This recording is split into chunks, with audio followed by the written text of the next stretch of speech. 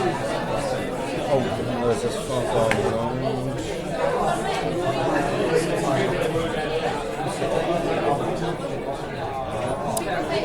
Hello, good afternoon.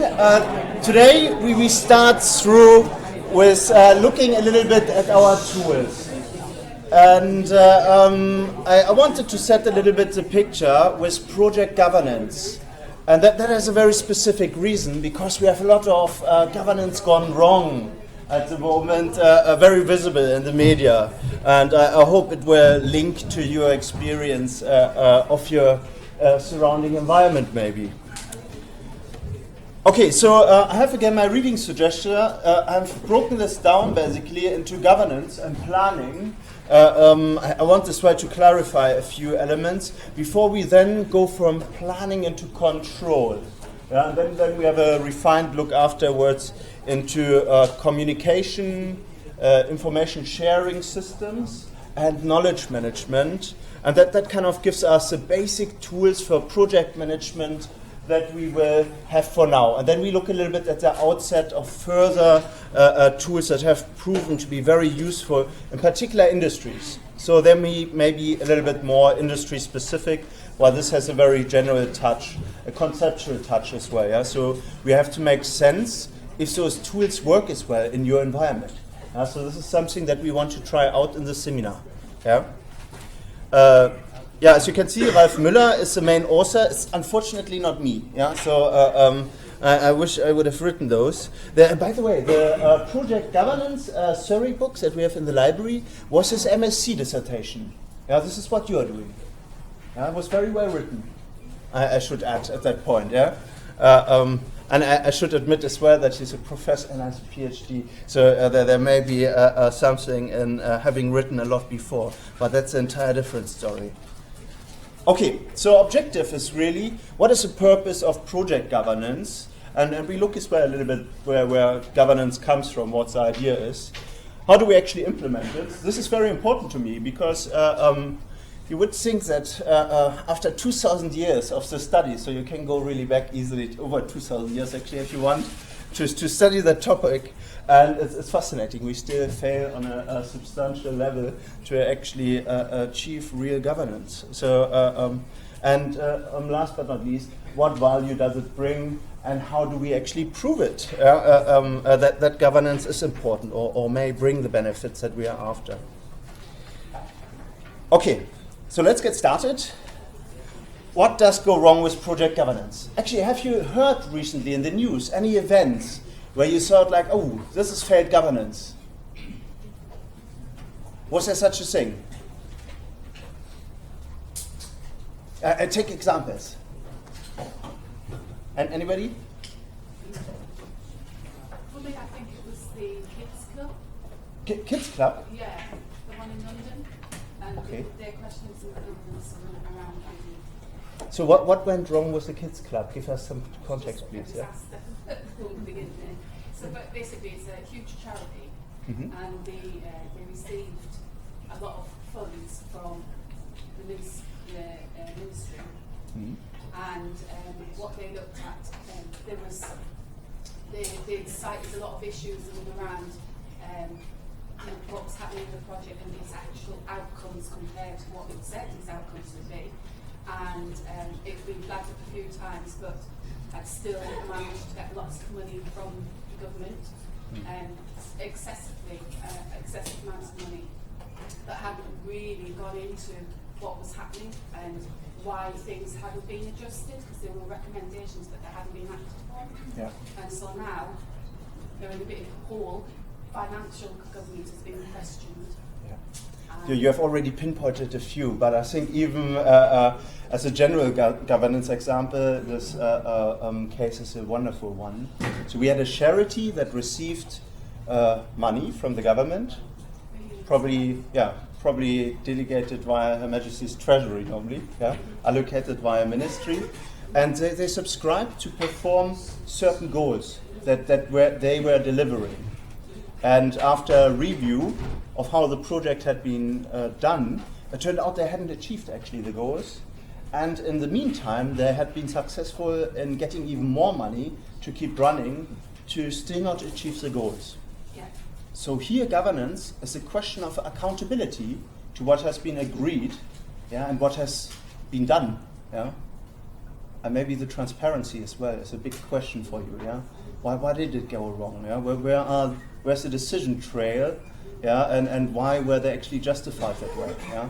Yeah. So very powerful example, yeah. Actually, I wasn't familiar with that one, but thank you very much. Another example, maybe.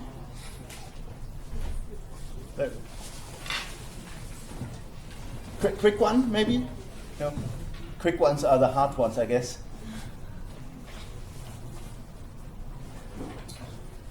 Is it going well? I mean, I can always kind of pick on my birth country, yeah? And in Germany, it goes at the moment really downhill. It has turned out that another big flagship, it wasn't just VW, yeah, but nobody talks about VW anymore, yeah, so we were just like, what happened? It's like, come on, this is not how it should be. And then it turned out Deutsche Bahn has as well, it's kind of a semi-national company, very big. They run here as well the Nexus system, yeah, they have the operational license. It turns out that they have as well taken government grants and kind of fiddled it a little bit and not really put the tax money against the operations maintenance that the money was sought for, but instead strategically acquired assets in other countries. Yeah? So this is very dodgy. And people are just like, how could that happen? How could that happen? Yeah. So So there you go. Another bad example of accountancy or accountability. Yeah. So once you are getting a role, yeah, there's a responsibility with it, and you're being potentially accountable. This is a hint of what governance may be, but this is very loose. Let's have a look actually, first of all, what does go wrong in project governance, and be prepared. This is a little bit the polemic. It's not really mine. I have to blame a little bit Ralf Müller for this. So he actually did Empiri on this, and he looked at a lot of projects. And I mean, you can read the book. It's pretty horrendous. Yeah? I mean, if you look closer, most projects kind of miss a point. So, so what was it actually that he discovered? He noticed that there's a certain toxicity. So, have you come across something like that? This is actually an indication that you are potentially in an organization where you're on the brink of governance going not so well. I don't care what the report says. I don't care you're going to deliver late with less functionality, because that's not going to happen. You will be on time and it will work. Now stop wasting your time in my office and go and make it happen. So what has gone wrong here? I mean, there's a lot wrong there, yeah, but as well grammatically there's ambiguity, but aside of that, what has gone wrong? Do we still have a functional conversation here about managing a project? Collapse in communication. Yeah. Collapse in communication. Yeah. Because obviously the technical side haven't warned the project owner in sufficient time that there have been significant issues in the original project design. Yeah. I So can give an example of that. yeah, so this is kind of what was planned is not feasible. Yeah, this is a realization like, okay, well, it was a nice plan, but our plan doesn't really pan out. We have to change here certain aspects. Yeah, very simplified. Has anybody come across this? Yeah. Example, where? I used to work for a local energy retailer who will remain nameless, who implemented a new IT system based on the SAP system. And fundamentally, they bought a broken system. IBM promised them the world and then pulled out at the last minute, partly because the company wouldn't pay the extra costs that IBM were requesting for development. Okay, so it's a classic. Yeah, you have an information system that you try to integrate, and you notice that maybe the scope wasn't clearly set, or the development of the technology doesn't really translate, and that is when conversation has broken down, because you have bought a package, and you hadn't actually agreed of a functional implementation yet. So there's a gray area in negotiation there. Yeah, but again, that is probably already very implicit. Anybody else coming across something like that? I'm still waiting that somebody raises their hand. Yeah, this was you last week in the assessment. No, I hope not. Yeah, but no, this was a joke. So nobody else came across it. This is good. This is a good sign. Yeah, maybe governance is overall improving. I have to say, like Ralf Müller's study is old. It's from 2013. So his data is really from 2008 to 2011. Maybe it has improved. Yeah, so who knows? So this came really from his case study. So this was a real project actually, and 12 months later, this project is binned or canned after being 45 million over budget, and 165 million had been spent already. You had zero benefits, and the implementation partner was kicked out, and the senior exec kept their job, no question asked. So the point is, you can see where responsibility was pointed towards. So sometimes responsibility or accountability really sits with people that don't really have the access to making the right decisions. This is a big problem. The most wonderful example comes from banking, as far as I know. It's AIG, American company. I will just name them because it's kind of a public study. And they had made their what is that in English? So a mix between the guy that closes the doors and does the garden. So he got actually a pretty much triple normal pay, and was accountable for all the financial speculations that AIG had done with their insurance brokerage, which was quite interesting. So poor soul was actually in the end not held accountable for it, but he had quite a journey with it. So there is a visible point that people are uncomfortable with it, being accountable to it. So most organizations don't do it. And there's more. This project is pushed for time. The deadline is very tight. The team is a little smaller than ideal. So we are going to have to work efficiently and hard. But if we pull together, we can deliver this. Again, I have as well been part of projects like that. This was another one. The project was actually delivered, but 35% late compared to the baseline estimate. And there was as well, in my example that I have in mind, we had particular actually staff fatigue. So a lot of people were actually pushed beyond what they could do, and they were off sick afterwards. So they were really absolutely fatigued. So, and yeah, that was the outcome actually. So there are a lot of examples, and I won't bore you because you have as well the literature, and so you can read up of it. But a few indicators where you can often see that something is generally set wrong, or you're performing as well with your project in a toxic environment, is when the business case doesn't add up. So you're being promised that you are generating certain asset value once you are performing this, or you're delivering all benefits that are listed, and then you look at your budgets and you're saying, like, hey, how are we going to address all these benefits? If you have a case like that, you're basically on thin ice. As well, undefined requirements, or it's requirements are not signed off, or contracts are never signed. That is one of my favorite ones.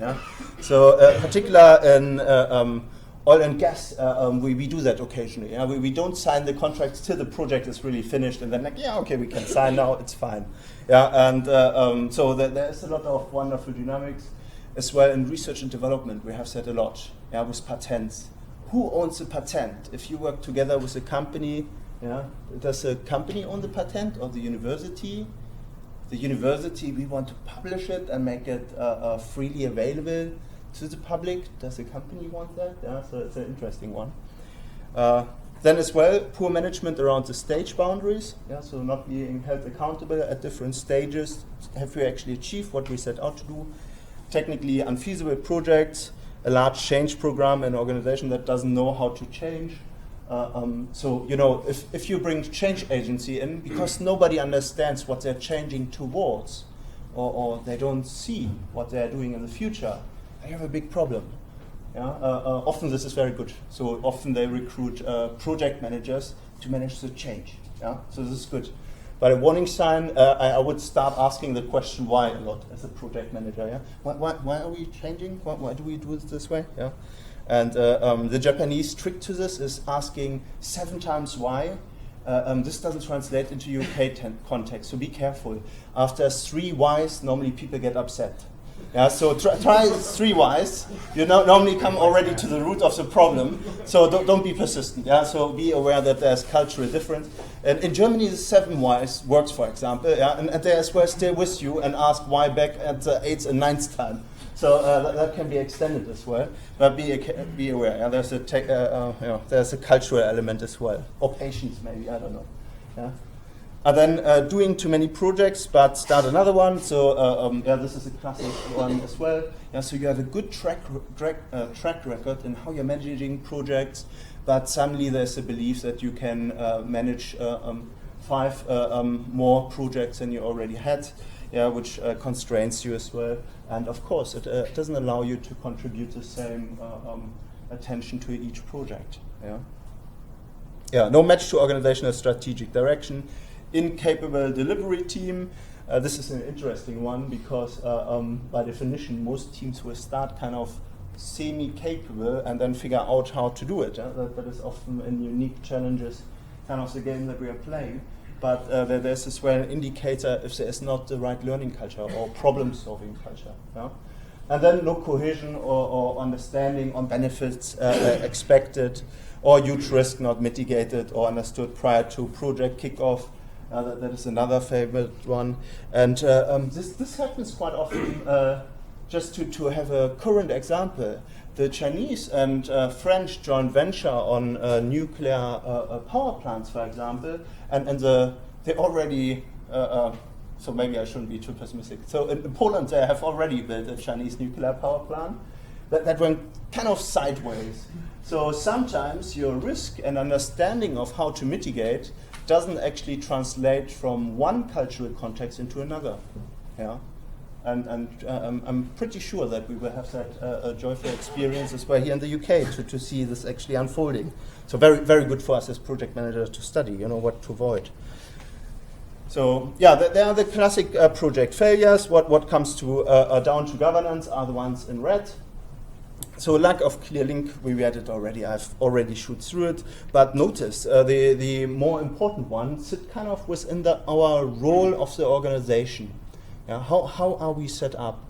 Do we run as a project manager kind of the projects fully accountable, maybe just to the managing director or a board of shareholders or capital investors, whatever? Yeah, or do we have a full-blown governance structure in an organization? Yeah, do we have senior management? Do we have a maybe project board that overlooks the projects that they have in their portfolio? And then maybe a project sponsor that advises us. Yeah, then we have a new dynamic. So here, the ones that I really want to point out in particular is lack of clear senior management and ministerial ownership and leadership.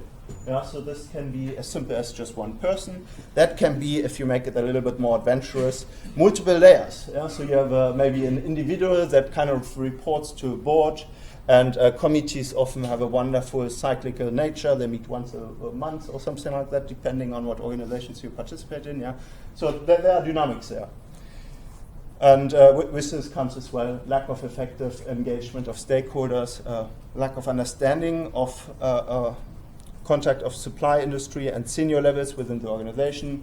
And we have as well a little bit the pricing, but again, it comes as well back of not recognizing yet that you have inadequate resources and skills to deliver maybe the outcome of the portfolio. This is as well a classic one. So this comes back to a few dynamics. So we have a few good examples, although I'm claiming already that it's not a good example. So those that say they do it possibly don't. Who's Warren Buffett? Does anybody know? He's a multi-billionaire industrialist from the States. Yes, that was very good. So a multi-billionaire industrialist from the United States. Not a particularly pleasant fellow. Not a particularly pleasant fellow. Why not? His business ethics are questionable. But that is a recent development. In my Okay. So recently it has turned out that, so what was he initially renowned for? Does anybody know? 2012, he became actually a champion of good business ethics. Why was that? Does anybody know?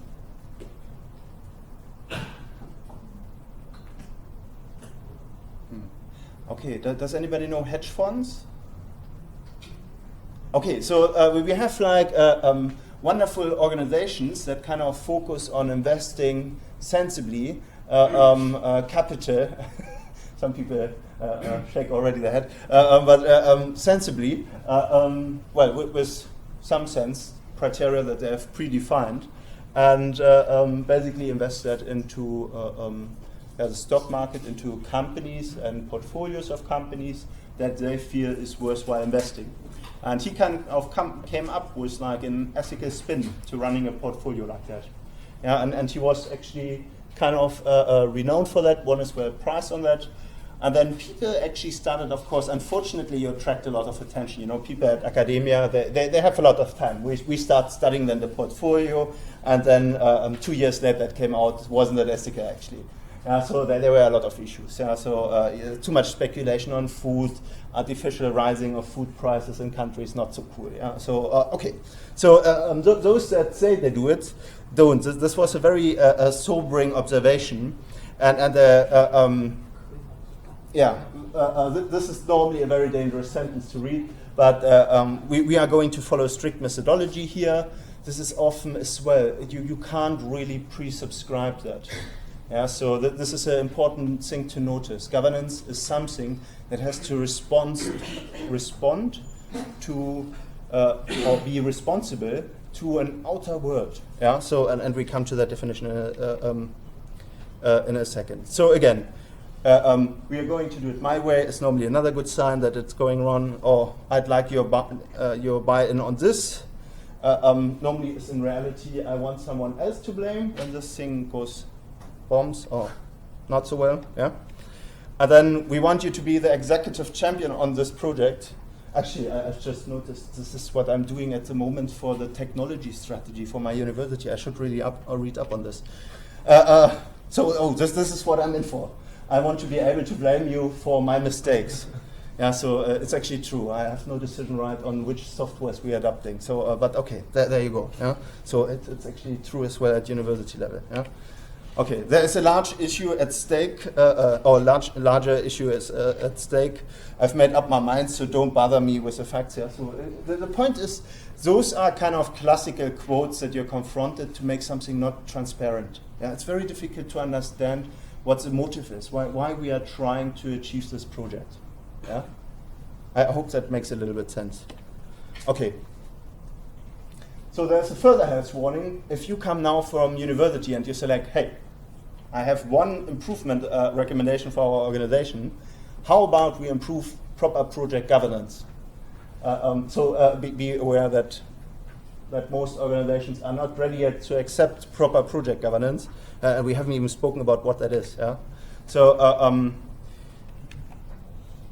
I'm missing a slide. It's probably okay. So first that one. So why is it so hard with the project governance? Jonas. So one back, generally, and here is already kind of the hidden element. LPM, Association for Project Management, goes a step back, and they don't say like, okay, what is actually governance overall? They say like, what do most companies actually do? Yeah, so we are already recognizing here that we are on a very bad playing field. So most companies do governance mostly to secure themselves legally, so to give accountability to their employees. So if something goes wrong, they normally look very tightly what the employees have done or teams. Yeah? So governance refers here to a set of policies. What are policies? Previously stipulated ways of doing things. Guidance. It can involve Yeah. points of legality as well. So yeah, there's often policy is a little bit more than a legal law. Yeah, so law is kind of binding. Do we have laws as well? Oh, they missed the laws. Fair enough. Okay. So policies is kind of like the step better, that you want to be better than just the legal framework. Yeah, legal framework, you're being prosecuted, yeah, so it's very bad. You have kind of failed the point. Yeah, and again, legal systems differ, be aware of that. Yeah. Then policies is kind of a stipulation of how you want to do it or what you shouldn't do. Often it's as well yeah, exactly. It's often very explicit what you should not do. Yeah, and sometimes in good cases you have as well cases of good practice. Yeah.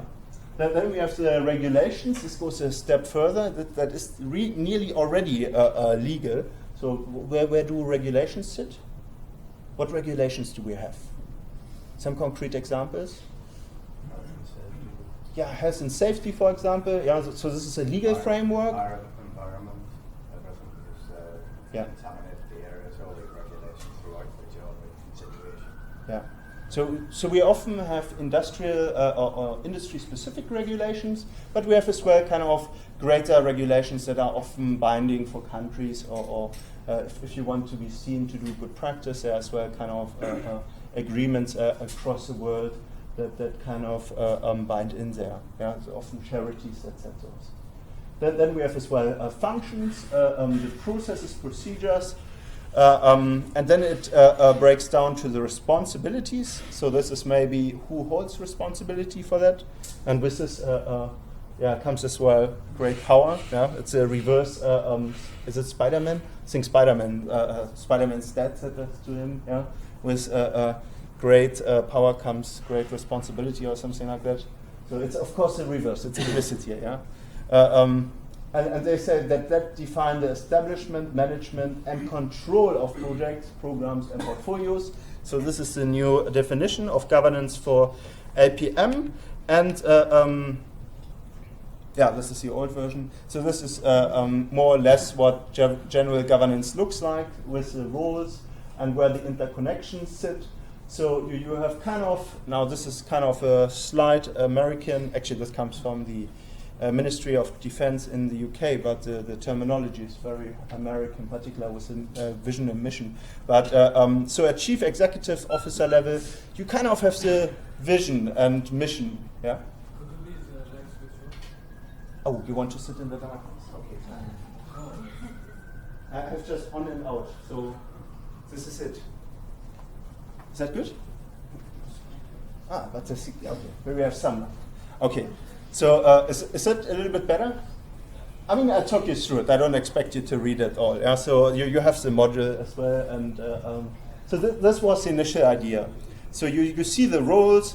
The chief executive officer has a vision, which comes as well from external markets potentially. Yeah. So it's a company, a consensual company. In reality, it's a little bit more complicated, and they have kind of an identity, a vision that they formulate in a mission statement, or in a mission maybe that sits deep with the employees, where the employees want to belong, something like that, idealized. That then translates into an operational strategy that is formulated in a modular form here, in that case, from senior management. And this is often grounded in a competitive analysis. Yeah, and this is often the selection criteria for a good portfolio, or what you want to develop, where you want to go with your project. Yeah, do you want to build garages? Do you want to build maybe bikes with a basket that you can use to sell cupcakes out? Or do you want to build skyscrapers? Or do you want to build a new energy source to solve the energy crisis of the world, or something like that? Yeah. So those would be wonderful parts that you kind of define indirectly in the selection criteria for your portfolios. And the portfolios are then really trimmed on capability and capacity. So this is what we are good at, as what we want to build on. So what are our core competencies or core capabilities, and what is our capacity actually built on? And that sits at portfolio management level. Now the portfolio gives the focus to the programs and potentially as well larger projects, and that's at program management level. And here you have really the dealing of the resources and the benefits required to actually fulfill the portfolio needs. Yeah? And this really defines kind of the formulation of the projects and priorities. Sorry. Yeah.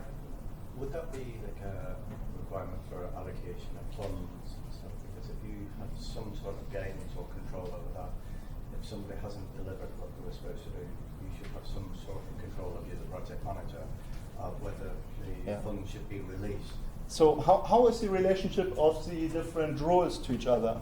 Well, from the benefit required, and if you want to say the control over different people, it's motivation before you can give motivation around. I think, would a project manager or should a project manager have control over that, or some sort of? So in theory, in the governance theorem that kind of Mailer and now the APM are subscribing, it all piles up on the project team.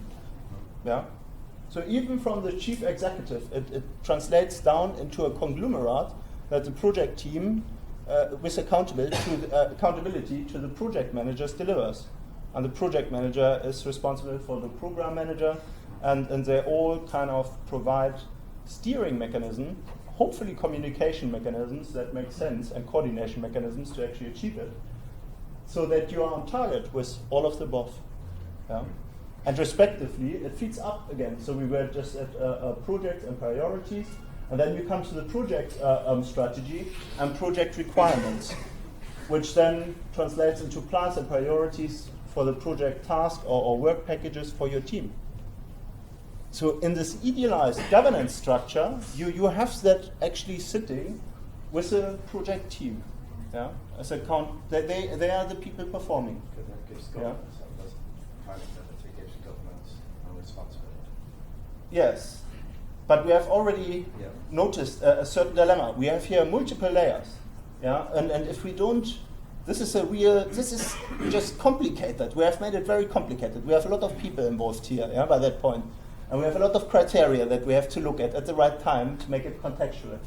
And we don't want to swamp the team just uncontextually, because that would be, people would just not turn up for the project team or leave the company. So it's an interesting point. But the other point is, it has to feed back as well what's actually achievable. Yeah? So at the top, you are very much removed from the operational side, from what you're actually implementing. So if you don't have the communication ladder going back up, and I just described that in the previous slide, that is the most toughest part. This is normally where project governance goes wrong. Yeah? Then you are in a toxic relationship here. Yeah? And we are very often. Okay. So I have as well broken it down. So this is still LPM. They write a little bit more. So this is, so in a nutshell, it gives an organization the required internal control. So if you're looking this through and you're embracing basically this element, then you have different stages that you're controlling for achieving kind of maybe milestones or actually often missing targets. You try to stay below targets or above targets, depending on what your criteria are that kind of come from the external regulations, for example. So you monitor those closely. And with a little bit luck, you have as well externally kind of stakeholders that actually reassure that you are on track, and you have a dialogue of showing actually how you are accountable for the money and the resources that you're using, that it's done responsibly. Yeah? So that is actually how you're very safe as a project manager, but often this interferes a little bit on many levels. Now, good governance is increasingly demanded by shareholders, government and regulators, mostly by the shareholders, so that they don't have to deal actually with the government and the regulators. Yeah? This is often the case. So if you are seen to do very good practice, better practice than what's in the legal framework, then you are often championing, and then people generally leave you alone and look for you actually often for advice of good practice. Yeah? So that makes a lot of sense, even financially. Yeah? And an organization will often have to comply with external regulations and legislations, where we saw it with a few examples. This is the old examples. More recently, we saw the dilemma with VW, so they are really in it for it. And that even translates back to their project interface. Yeah? So when they made the designs of like a little part, it questions the overall product line. Yeah? So it's a very powerful one. So the benefits really include optimization of investments. So this is again very top down. You know, you see that the APM had clearly powerful stakeholders when formulating the SPOC. that we're interested in this. So it's an optimization of investment, avoidance of common reasons for failure, and motivation of staff through better communication. Yeah. There's actually an irony where they don't say anything about like micromanagement and control freak. I don't know if this is the terminology that translates. It's basically if you do that wrong, then you can actually overwhelm your team, and the team starts ring fencing too, or running around with a lawyer. Yeah, so just to be on the safe side. So there is a hidden dimension here that we should have a look at too. Now the application of good governance really goes into minimizing risk arising from change and maximizing the benefits. But here it also assures the continued development of the profession and discipline of project, program, and portfolio management. So in other words, if you are complying to this, you as a project manager will be safe, particularly if you are APM accredited. It's an insurance for you as well. Yeah, so this is quite interesting. Although I, as an academic, have certain concerns just about blindly applying that, it still gives you a certain insurance. Yeah, and good governance, they have a guide, but I won't go through that in too much detail because I have actually wonderful parts later on. The emphasis that I really want to do here is a collaborative effort. So here, it's really about formally agreed governance arrangement covering unified decision-making, and just think about that. I work as well in a lot of projects, but unified decision-making, there are few managers that embrace something like that. With a joint authority for managing contacts with owners, stakeholders, and third parties, and hopefully where responsibilities, or at least the key information, sits with a capable party. Yeah. So if the key information comes from every party and you have experts, then you're just making a wonderful news article. Yeah? You have a very controversial discussion, but you don't actually harness the expertise for which you have maybe brought team members in. Yeah? So this is important. Formally agreed. This is amazing. Yeah? Then jointly agreed business cases that reflect the appointment of risk and reward. So again, balancing as well the reward mechanism. So at that point, normally investors get a little bit upset. Then arrangements for governance that take account of existing governance and the technical strengths and weaknesses of the co-owners. Yeah, so if somebody is a specialist in one of the key elements of your, so the key dilemma, I don't know if you've seen it in the news, a rocket blow up. It turns out that the engineers had actually 2 days before the start said we shouldn't start. We should definitely not start. We think one of the simplified, it's like Dichtung. So it's a ring that basically allows a certain pressure to be released, but at the same time, as when it's a lower pressure, it actually tightens it. Yeah? So it's kind of a valve rubber that kind of, let's stick it with that. And the engineers were very unhappy because it didn't quite perform as they wanted to. And they said like, okay, we should abort the start of the rockets. And management said like, okay, no problem. Please make me a case. Show me the numbers that show that it will not work. So 2 days they were like absolutely in the numbers, tried to find the right set of statistics and data that they have. Actually, other way around. So they tried to find the data and do the statistics quickly to show that it was a bad idea to start. But they missed the deadline. And management said, like, look, you couldn't make a case for not starting. It's too much on it. It's too expensive to stop now. And they started and blew up. Yeah, so it's a dilemma. So you can see that in how we are framing our decision making, with good informants, is actually very, very important. And it happens all the time. Yeah, we blow stuff up even. Yeah? So approval gates can be such a mechanism. You should use it carefully.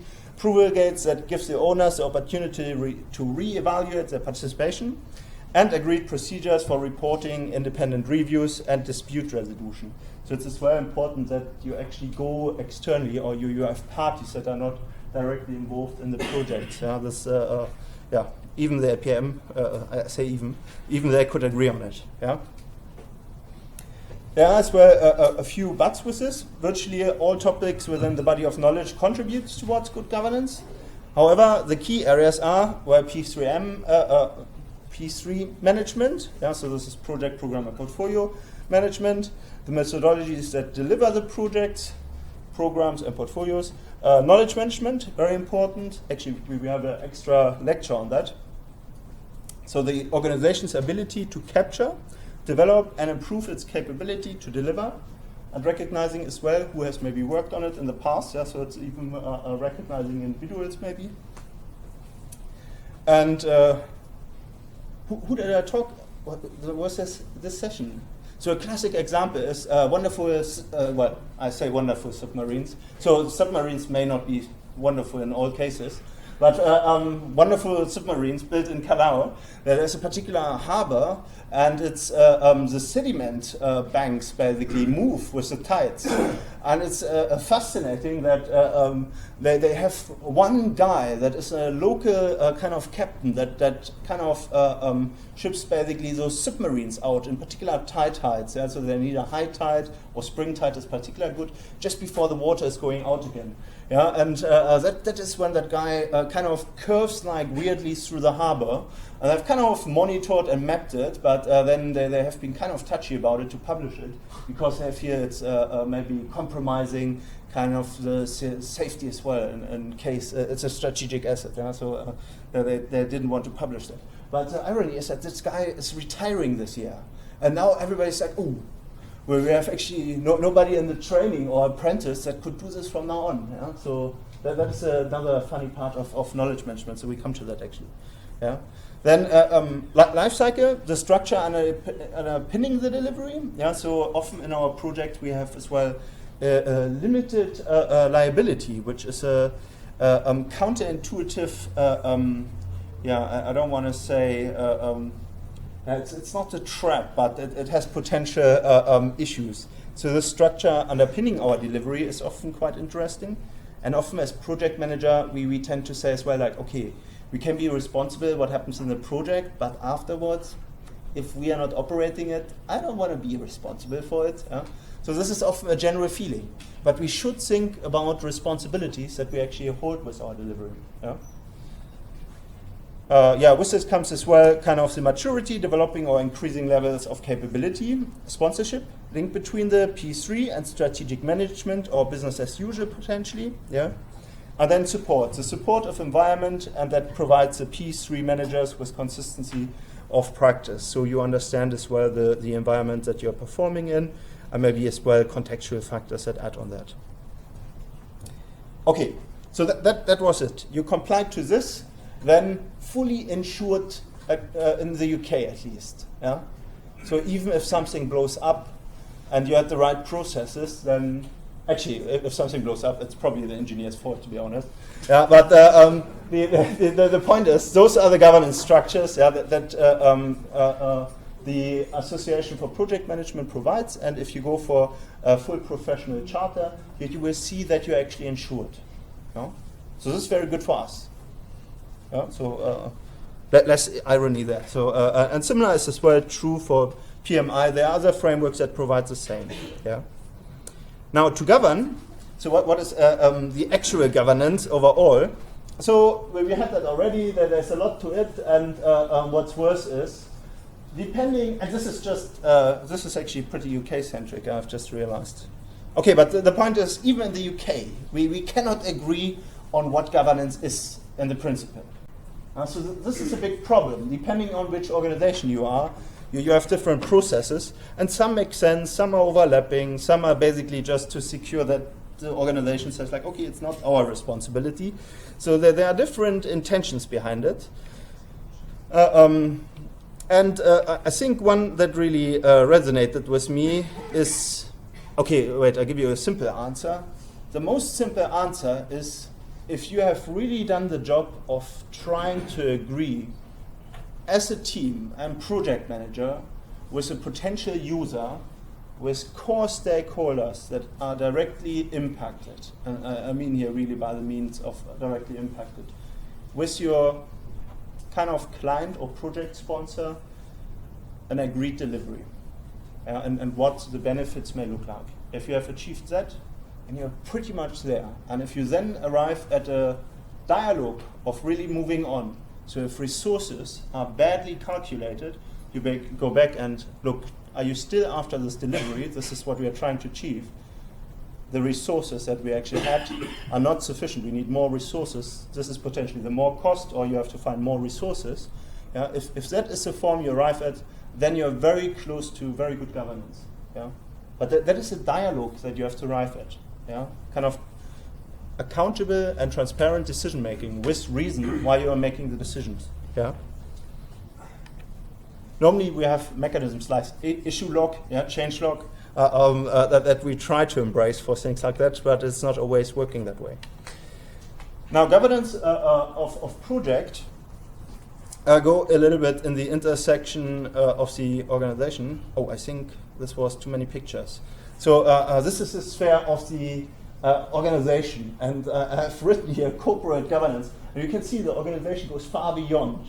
Yeah, and we come to that in a second, but corporate governance is certainly a key element. What is corporate governance? What does that mean? The way corporations are structured and managed. Yeah. So this is kind of the organization itself. Yeah, the organization itself, the corporation, how they are trying to be accountable and responsible. Yeah, and it's very much the relationship, shareholder or investment, to the board. The board is accountable to the shareholders, yeah, or the investors. Or if it's private capital, if it's your own company, yeah, they are accountable to you, to your money. Yeah. So this is normally the deal, more or less. Yeah.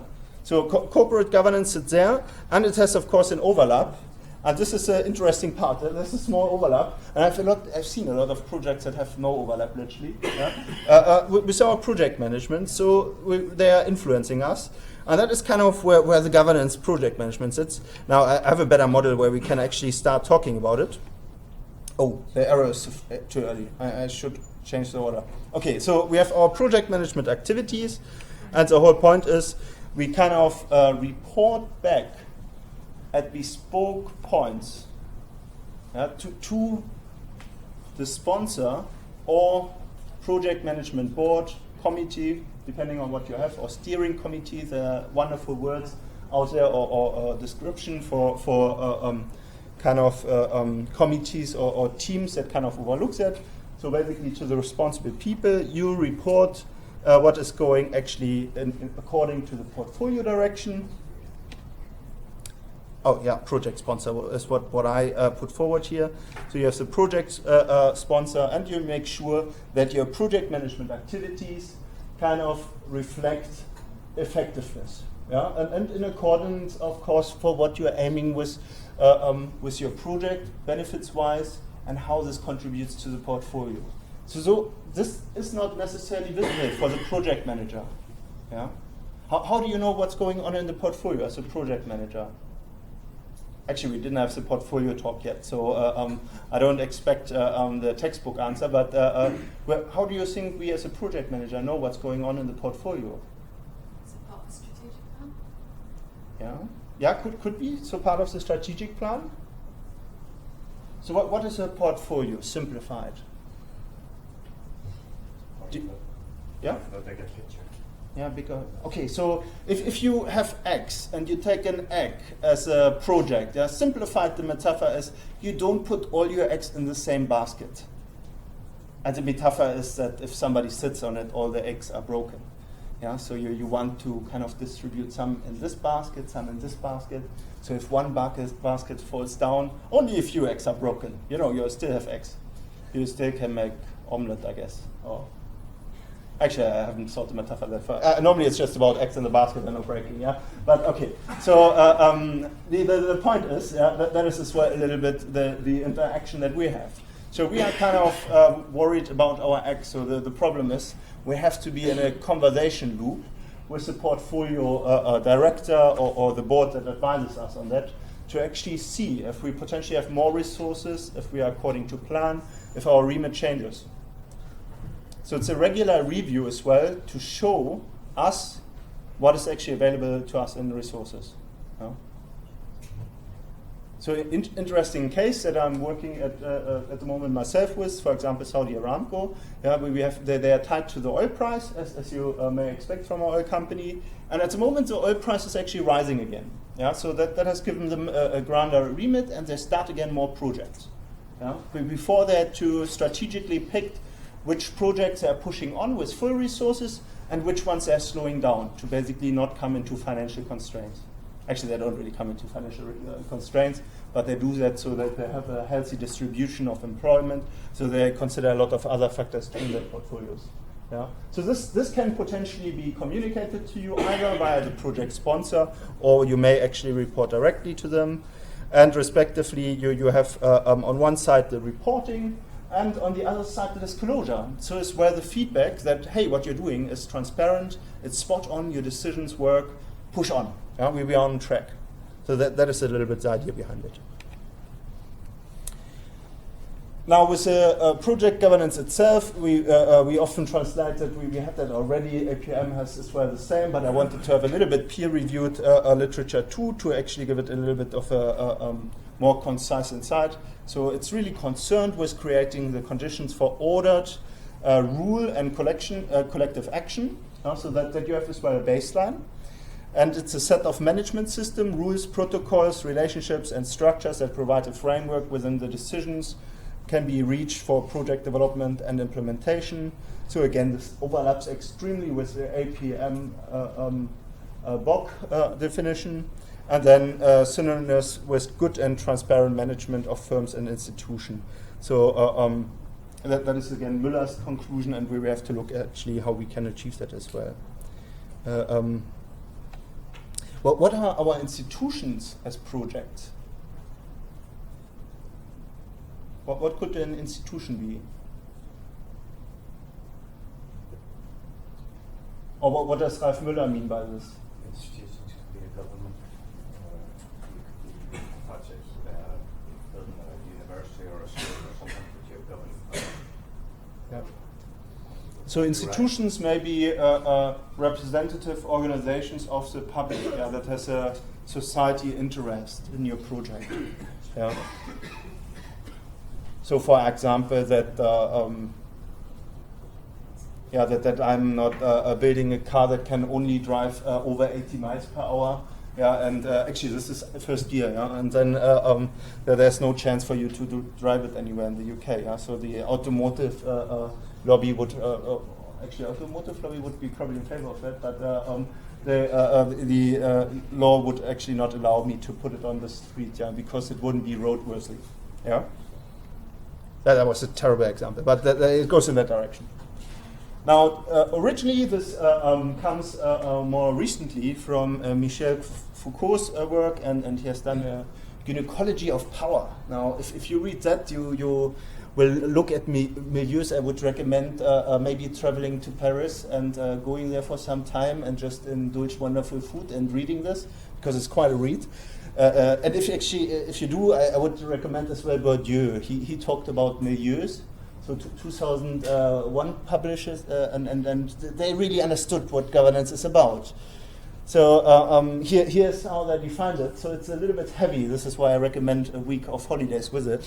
So contemporary governance is grounded in Foucault's philosophy, in which individuals are not directly steered by their supervisors, but through settled forces in society or company or organization in which they live or work for.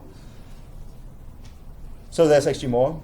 Develop a strategy for creating a domain whereby individuals are responsible and engage in self-care. So according to our expectations of society, we actually expect each one individual by default to be responsible and accountable to society. This is pretty new. In the past, nobody would think that. Yeah, it's actually worse. If you want to study, I pick again on the Germans. Please, if you're German, listen a little bit away. Yeah. So before 1840, Germany was not one country. It was kind of 100 little tribes, really. Yeah. And accountability went as far as the border went of their little like tribe. And as soon as you would somewhere else and there would be a deer, you would take it under the arm and bring it back to your tribe. Yeah? So that was basically self-care, not fully accountable. And then the other tribe leader would go over to the other tribe leader and say like, hey, you guys stole my deer. And then the tribe leader would talk, did you really steal the deer? He stood on the border. He was technically on our side. Yeah? There would be a interpretation. So, but the leaders would be accountable. This is the point. Yeah? Not individuals. Now, society, and this is what Michel Foucault claims at least, we are actually interested in our self-care. Yeah? Bourdieu goes a little bit further. He says we live in milieus that are dangerous to us, not so much because we are not part in it, but we walk in other milieus that have other reasons of governance that are invisible to us. Yeah? So governance is a deep one. It goes back on the values and is potentially invisible to us. Yeah? But what I want you to remember is it's an important element for self-care. Yeah? If you don't do that, you are potentially in danger. Yeah? And then if you want to quote that, that is Foucault and Bourdieu. Yeah? Yeah. Now, project governance is not project control. Having said that, a lot of our project control tools often come from an intent to govern our project. Does that make sense? It's not the same thing, yeah? So project control as a mechanism with the confines of planning and execution of the project, which we will do next week, yeah? Initiate, plan, execute, and close is one of the project kind of stages that you can go for. We will have a look at a few. Managing in the project. And then instead, project governance relates as well to the external environment. It provides the context in which the project is activated and realized to work on or for projects. So the point is as well, external environments change at the moment a lot. We realize something is not working, then you ask like, okay, let's, actually a beautiful example is at the moment in building in the construction industry, there was a question, do we have toxic materials in the houses? And all the suppliers panicked and said, oh, we have never looked, are our materials actually toxic? This is an odd question. So we actually struggle often with new mechanisms. So it has an enormous knock-on effect. Other industries have already granted this a long time ago. Okay, what do we want with governance and how can we actually do it? So normally, actually, do you want a break or shall we push on? Okay, how many breaks? Okay, okay, a lot of breaks. Okay, short break. That once you start doing this for a company, you become normally a strategic asset. So I did a few project management students that did governance as their MSc dissertation for companies. So if you find a company, you often sign straight away up to confidentiality, but normally afterwards you have a job. It's an interesting one. So those were normally the main objectives to embrace good governance. So and normally they started by just focusing on one of those aspects, not all of them, and it's really kind of put in a hierarchy of how mature they were with governance. So stop things from going wrong, or having impact non-stop with the legal team or regulation fighting agencies. That is often the intent why you start looking at governance and what good project governance may actually look like. And with those levels, you come normally a good step further. If you really do take an honest look at it. So you look why things went wrong. You kind of follow the reasoning approach. So the 7 whys. If you're in Japan, in the UK, 3 whys maybe. Then. So why did it go wrong? That would be, for example, a question. So or why are we doing it that way? And then deliver the right benefits is maybe another point that you can look at. When the projects go well but don't really deliver the benefits, and then if you look at more mature models, you could start focusing with governance, looking at avoid non-value-adding projects. And so this means as well stopping projects that you may have started initially and you realize that they're actually not creating the value. being brave enough to just say like, hey, wait a minute, this is a wrong project, yeah, and recover resources and any kind of effort that has gone already into the project. And last one that kind of came out in the last dissertation was a very interesting Swedish company that sits as well in the lobbying stage to the government and overlooks a lot of very large portfolios in the energy and pharmacy sector. Make sure the right big decisions are actually made. Yeah? So this is a very tough one. How do you actually arrive at realizing which ones? So there are some obvious big decisions, but there's well some that are very hidden, yeah, that actually don't look initially that big, but have huge impact on the rest. So yeah, and that is normally a good start. So if projects matter, project governance matters a lot, and a lot of companies have realized that, particularly if they operate at a certain value level. Now, we had that already. Governance is about the rules, self-imposed, government-imposed, peer or profession-imposed. Once it's too standardized, it can be hindering. Yeah? So you just focus on what not to do instead of thinking, hey, what are we trying to do here, actually? So it helps to first get an idea of what you're trying to achieve, and then look what you shouldn't be doing. Yeah? So I hope that makes sense, so that there's a procedure to it. If you start looking at what you shouldn't do, you may get to a point where you think like, this is impossible. Yeah? So that is of course not the point. So there's formal, informal. So informal is, this is not how we do things around here. Yeah? This is a classical informal sentence. If you have heard that before, then that is certainly informal. Then behavior focused. Yeah? So people judge it by what they expect as a behavior before. That is particularly interesting if you're performing in many different settings or many different industries. Yeah?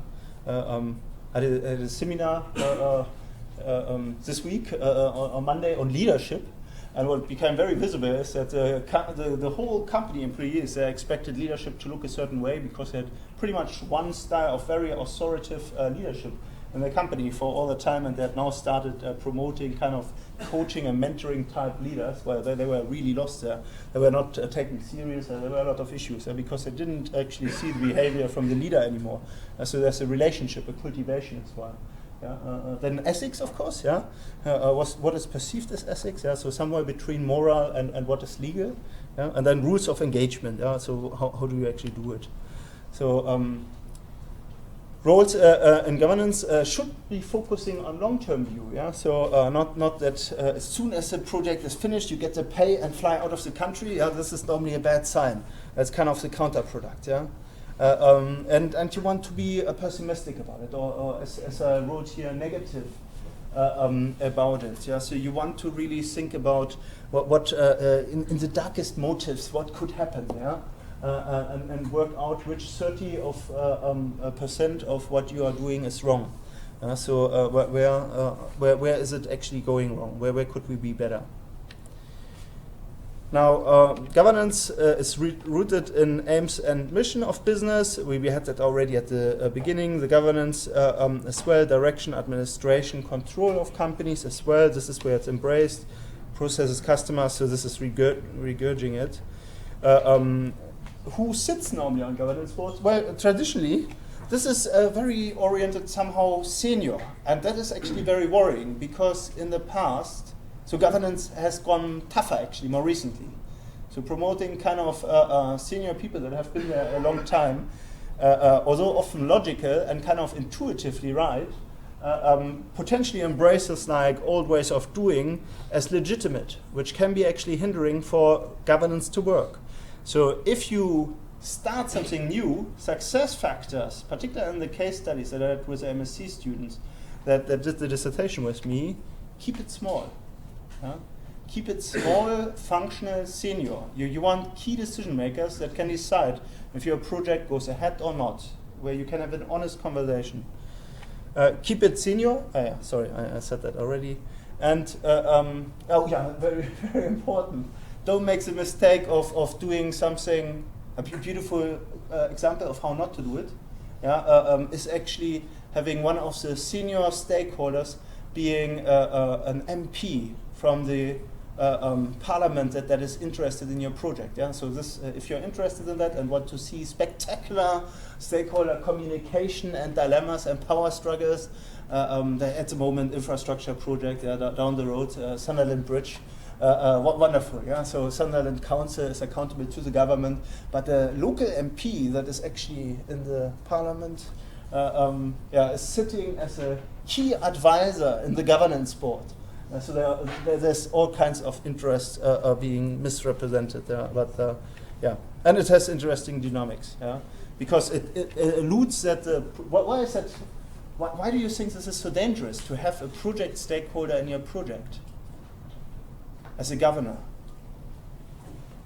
Well, what is the dilemma here?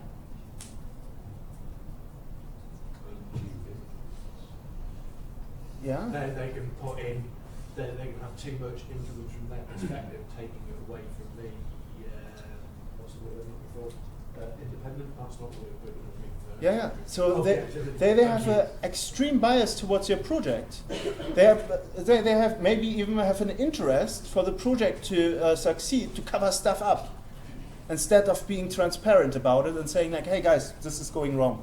We have to stop here and rethink how we are moving on with the project. Yeah. So if we have that, we have a long trail of case studies where it goes very wrong. Yeah. It's very cozy, yeah. If it's a project stakeholder, it went wrong. Yeah, to make sure no media hears of it. We are digging a big trench and putting sand on it. Nobody will notice. Yeah. So this is not how it should be. Yeah. The point is you need like kind of senior people that are independent from your project, but at the same time have an interest to have a dialogue with you. Yeah? If it's just about securing their own role, that is very dangerous. Yeah. Okay, key groups involved. So this comes again from the literature. So project board of directors normally they see strategic value of the project. So they are involved in policy formation. Who to be involved? Often they sign as well the resources of. This is again leaning towards kind of structures like what APM or governance structures that the PMI suggest. So they have multiple role layers, yeah, which you saw as well earlier. So then the project sponsor, crucial role, senior in the organization should be able to network, to as well be able to link to external stakeholders, to maybe represent your project, to make a plea if there's more resource need or longer time need or things like that. Or maybe promote as well if your project is doing better, yeah? Showing that they can deliver it actually faster because they have attracted new stakeholders. It's important that there's a certain confidence. This can be based on experience or some people just have an incredible confidence. Then they may have a character that is interesting too. And so other, here Turner describes it as well as charisma and objective driven, so that they are behind it. So it's a little bit like somebody that makes a case for your project. Yeah? Then the steering group really should be principal institution. So here you have maybe authority driven. Well, this is where the authority sits, if you want.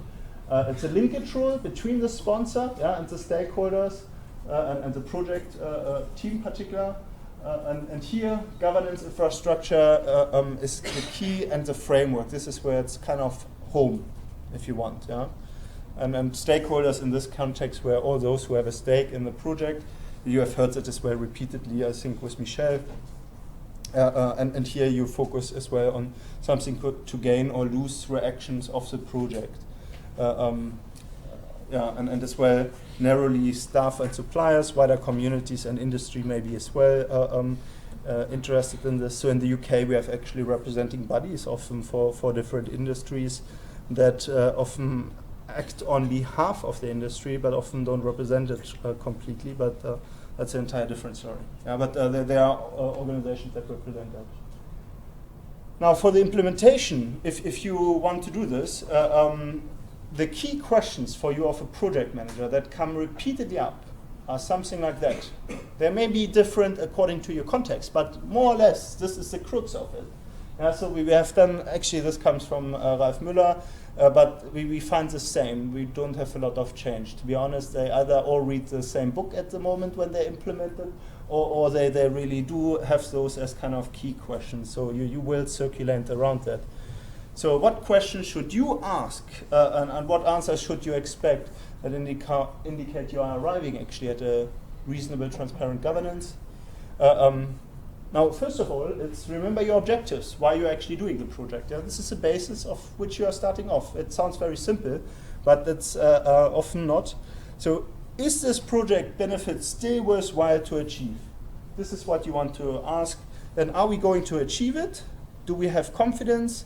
If not, what are we going to do about it? So this means as well, if we lose the confidence, it's not going well, starting a dialogue, how can we bring it back on track? Are we still after these benefits? If yes, okay, so how can we do it? Yeah? This has to be a place where you have to arrive. Then how does this project compare to our lessons learned? So do we actually go with the same mistakes again, or have we actually embraced processes that kind of steer us away from maybe doing bad practice?